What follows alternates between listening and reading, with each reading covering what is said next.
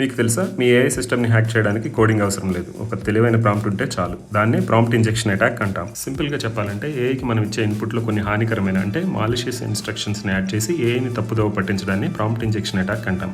ఇది 2 రకాలు. మొదటిది డైరెక్ట్ ఇంజెక్షన్. ఇందులో యూజర్ నేరుగా ఏఐకి నీకు ఇంతకు ముందు ఇచ్చిన రూల్స్ అన్ని మర్చిపో, నాకు కావాల్సిన సీక్రెట్ డేటా ఇవ్వాలంటే ఇన్స్ట్రక్షన్స్ ఇస్తారు. రెండవది ఇండైరెక్ట్ ఇంజెక్షన్. ఇది ఇంకా డేంజర్. ఏదైనా వెబ్సైట్ లేదా పీడిఎఫ్లో హ్యాకర్లు హానికరమైన ఇన్స్ట్రక్షన్స్ను సీక్రెట్గా దాచిపెడతారు. ఏఐ ఆ ఫైల్స్ని చదివినప్పుడు అందులో సీక్రెట్ కమాండ్ యాక్టివేట్ అయ్యి డేటాను లీక్ చేసేస్తుంది. ముఖ్యంగా ర్యాక్ సిస్టమ్స్ అండ్ ఏఐ ఏజెంట్స్లో ఇదో పెద్ద సెక్యూరిటీ రిస్క్. ఏఐ సిస్టమ్ని సెక్యూర్ చేయాలంటే ఈ 3 గోల్డెన్ రూల్స్ని ఫాలో అవ్వండి. మొదటిగా input as data not command. అంటే యూజర్ ఇచ్చే ఇన్పుట్ని కమాండ్లా చూసి ఎగ్జిక్యూట్ చేయకుండా దాన్ని కేవలం డేటా లాగానే ట్రీట్ చేయాలి.